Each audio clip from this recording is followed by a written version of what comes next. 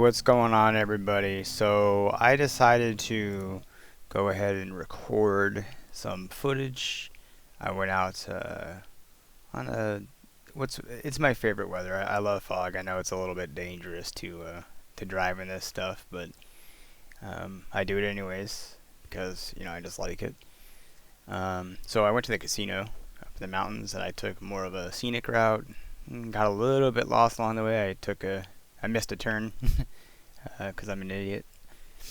Um, and I was trying to talk about kind of some of the things that that go along with the bike, the way it feels, the way it sounds, stuff like that. Unfortunately, I haven't figured out a good way yet to get the GoPro to um, not record super high wind. Sometimes it's okay in the footage, sometimes it's not. But I also can't really seem to record my voice very well. I don't have a mic hooked up to my helmet, so um, I did try talking a bit. I think it worked a little bit better with the other helmet that I was using, but I'm using a different helmet now, a better one. It's like a racing helmet for motorcycle racing, and so not super great. So I'm just doing a voiceover. So now I just want to talk about some of this stuff that I've seen people mention. There's people going out and get like Lloyd's tunes and cams and stuff, which is, whatever, it's performance stuff, that's cool. But one of the main reasons I've seen people are going out to get this kind of stuff on their bikes is because they're saying that their bikes are jerky at the low end with the throttle and whatnot, or they aren't that fast or anything like that. So let me tell you, first of all, the bike, I finally put it in sport mode. It feels like a Hellcat. I don't know if you've ever driven a Hellcat, like that's what this bike feels like in sport mode. It's powerful, it's fast. If I remember right, I believe I saw that this bike can run like an 11-second quarter mile from a standstill. I bet you there's people that can run it in the tens, if that's true, because this bike is fast. It's no slouch. This is a performance bagger. The other thing is with the tunes that I've seen, so the jerky throttle. So at first, I experienced the jerky throttle a little bit in first gear on takeoffs, depending on what I'm doing.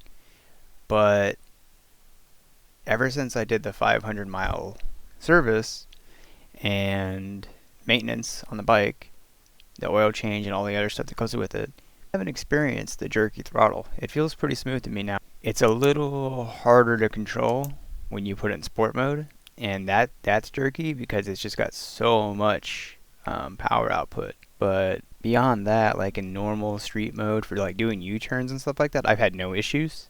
It's not really a thing. I'm a fairly skilled rider, so I'm assuming either, not to put anybody down, but either it's rider skill that's getting in the way, because this is not a beginner bike. This is not really an intermediate bike. I mean, maybe it is, but I'm not having the problems that others describe.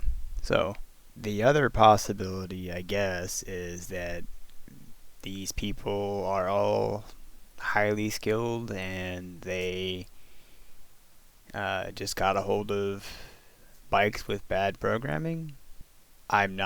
I can't say either way. I mean, if I rode their bikes and I was able to experience it myself, I'd be like, oh yeah, they're messed up, or okay, I guess it's just the rider. I know that I've had things like when my shifter was messing up that I just got fixed. The dealer, they couldn't replicate the problem at first, and luckily I went out and I recorded it. I do have a recording of that messing up. I did make a private video though that's longer, and that was really just made for the dealer to see and for the manufacturer.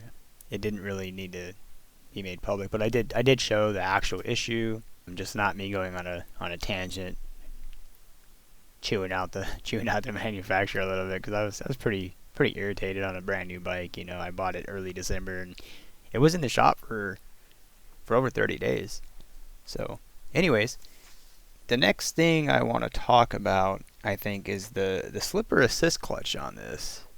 So It definitely has a slipper clutch where the plates will slide over one another. I think that's the right way to describe it. The if you downshift too quickly in proper manner to help avoid wheel lock, the clutch will slip over itself. It's like ramped. It's a ramp system, and that prevents rear wheel lock up, so you don't lose control and have a crash. But the assist portion of this, I'm not quite understanding. So the clutch pull is still hard. Um, it, it'll make your hands tired. I have pretty strong hands and forearms. I've been riding for a long time. Of course, I'm a veteran. I've spent a lot of my life working out. I still do it when I can.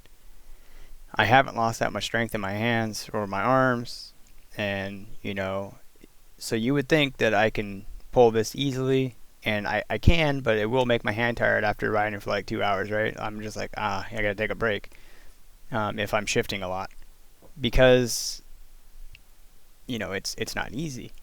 So I'm not sure where the assist portion comes in.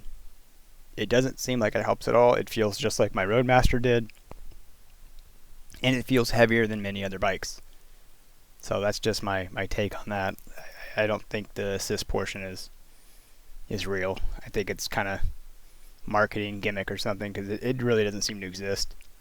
I think the next thing I want to talk about is going to be the sound of these bikes. Now, from the factory, obviously the exhaust system doesn't sound the best. It's not horrible, but nowadays bikes are getting quiet and it just sounds a little off. So in a couple seconds here, we're going to go into some audio where you can hear the Reinhardt slip-ons that are designed for Indian. Here we go.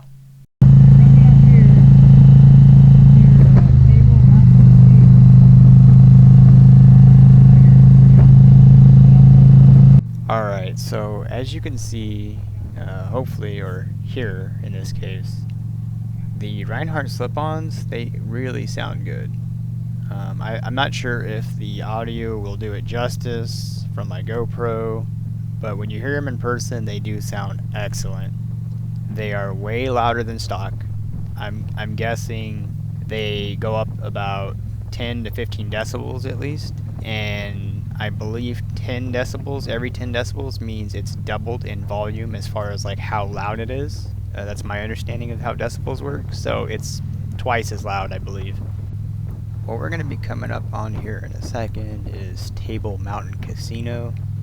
Kind of the first major stop along the way. Actually, I'm not going to stop here, but it's the first major thing along the way. It's in a little area called Fremont, California, just on the outskirts of Fresno. And I'm actually headed towards Chuck Chansey Gold Resort and Casino up in Coarse Gold, California. There is an easier way to get up there, which is Highway 41, and you just take it up till you get there. But I wanted to take a more scenic route, so I'm taking these smaller roads. I'm going to end up taking a real windy road in a little bit, where you'll actually see some idiots kind of almost kill me, almost caused me to wreck. But that's all right. You got to look out for idiots when you're driving. Otherwise, if you're not a safe rider, if you're not cautious, if you're not paranoid, you're part of the problem. I've seen, there's a lot of bikers that want to blame others, but when you're paying attention, you can still avoid most accidents. There are some that aren't avoidable, but you can definitely avoid most accidents. So anyways, let's just go ahead and enjoy some riding. Here we go.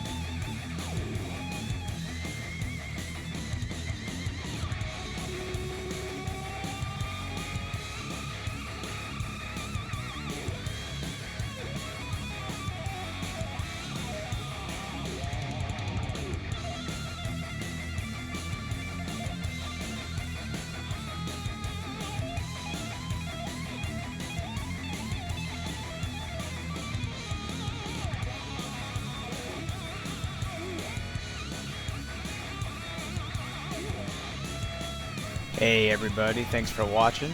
If you liked the video, hit that thumbs up. Subscribe if you could. I really appreciate all the subscribers I got right now. That's awesome. I didn't think I'd have that many.